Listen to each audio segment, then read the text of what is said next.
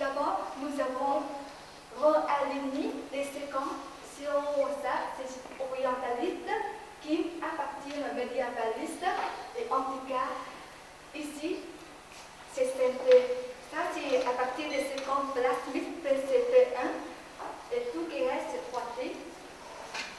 Nous avons réalisé une thèse pour vérifier d'abord une thèse sur toute moderne, y compris le handicap sud-médiévaliste et cap orientaliste. Et deuxième manip, c'est sur des dents anciennes avec des dents négatives pour contrôle et des dents qui nous éloignent des orientalistes et les autres dents de le sud du Est. Qu'est-ce que nous avons obtenu? C'est intéressant parce que même si que les sud-orientalistes, nous avons donné 3D dans des séquences de plasmique PCPC.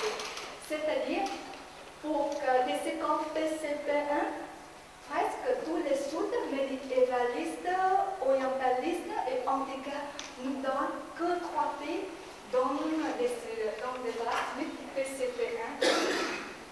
Et pour des échantillons anciens, nous avons obtenu des résultats séparés que 3D. C'est pour ça que nous avons marqué d'abord, c'est-à-dire les résultats obtenus par vous-même ne peuvent pas dire que le site-là est causé par la peste, mais ce n'est pas le tube orientaliste. Les data n'ont pas suffisamment. Et deuxième, pour génotypage gertapestite, ce n'est pas bien si on n'a pas aidé sur poly A ou poly T, c'est des versions, ce n'est pas bien. Et tout cela nous a mis une lettre sur EID. Et juste pour vous montrer pourquoi le temps avant, la peste noire s'est passée en Europe et cela était vraiment un gros chemin en Europe. Ça, pendant 5 années, et ça les a envahis presque toute l'Europe. Et maintenant, en 2011, notre équipe ici, avec les 5 autres équipes, il y a des traces par de gertapestite dans ces pays, la France principale, Angleterre, Pays, Allemagne et Italie. Maintenant, je passe pour la partie conclusion. D'abord, retourner pour le rôle de la pub dentaire. D'après pour nous, la pub dentaire a beaucoup d'applications. Par exemple, dans le jour archéologie pour classifier les espèces mammifères. Dans la paléomicrobiologie, c'est pour tracer les histoires spécialisées anciennes. Ou le domaine de recherche, dans l'industrie aussi. Et retourner pour l'acte de recherche.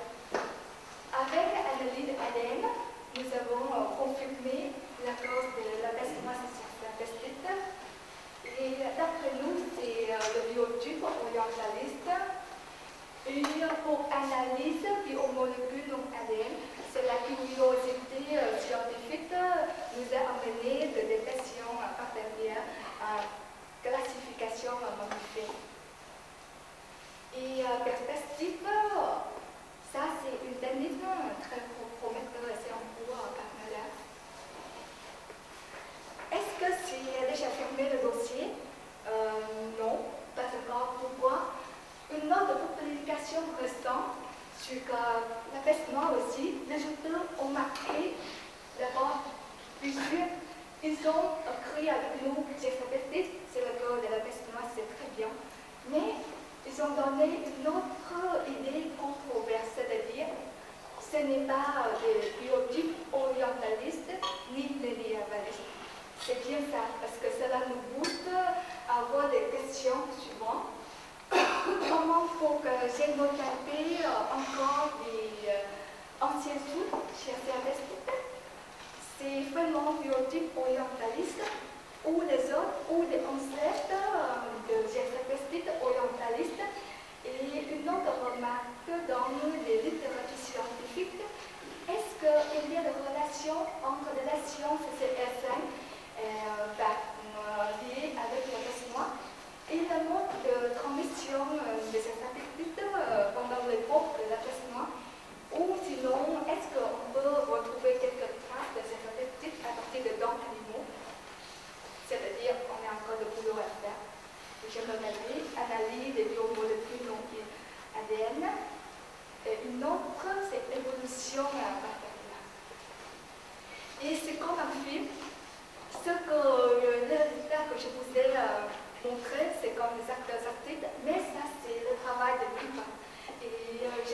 remercier pour professeur Raoul, c'est pour me faciliter de travailler.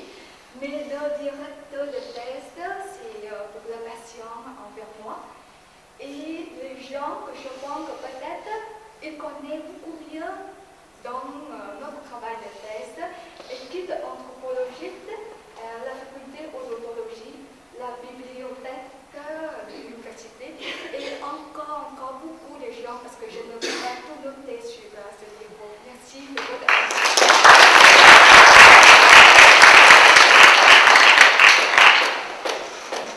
Question? Comment ça va? Tu peux dire combien de temps en arrière tu peux retourner si tu veux détecter de l'ADN? Ça tarde combien de temps? En termes de travail bactérique, par exemple, là, tu es mestis, mais tu es allé plus loin, toi? J'ai vu des trucs à 1300. Ah oui, en ce moment, parce que pour nous, c'est intéressant d'amener de l'évidence des anthropologues et les échantillons, en ce moment, c'est plus ancien, c'est parti dans l'étape, dans l'époque de la fête justinienne, c'est-à-dire le 5 ou le 6e siècle. Et compté jusqu'à maintenant environ 500 ou 60 années. Mais, et pourtant, il y avait une autre publication, c'est détecté par le lac Quintana, pour une danse datée à 4 minutes. C'est-à-dire, on peut retracer très loin. Et pour toi, le meilleur matériel, c'est la dent. Ça marche très bien dans la dent. Dans les autres parties des os, par exemple, ça ne fonctionne pas? Si, tout fonctionne. Tout fonctionne, mais d'après nous, c'est la pulpe dentaire. Parce que la pulpe dentaire, c'est un matériel et on peut dire que c'est stérile avec le temps. Parce que la pulpe dentaire est dedans, est protégée par les mailles dentines avec le temps. On a moins de risques contaminés comme avec de l'os ou les propolis, c'est le 100%. C'est de moins contamination. Et le problème des études, des échantillons anciens, le problème de contamination, c'est un très grand problème. Et ça peut nous aider. Question? Toi, tu t'es cantonné à faire, grosso modo, merci la prestige, à détecter d'autres produits, et aller voir autre chose? Oui, c'est partenariat Quintana, mais oui, et après ça, présentement, des publications de conseils bactériques qui a pour Wazaki, ça c'est pour prouver l'évidence du flux du 18e siècle. Quand tu fais ta détection, tu as besoin de très peu d'ADN. C'est un petit fragment d'ADN que tu as besoin? Oui. Tu as besoin d'un génome complet, par exemple? Oui, parce que ADN anciennes sont dégradées. C'est pour ça que nous avons aligné des attentes au moins 300 bêtes-là. Vraiment du fragment. Tu as essayé ta technique sur les dents affectées par les anesthésies. Tu m'as dit toi pour... Ah oui, j'ai déjà essayé. En fait, j'ai déjà passé pour comparer les deux groupes. Une groupe pour négative et une groupe avec des dons positives pour comparer les profils, mais on n'a pas réussi, on n'a pas encore réussi.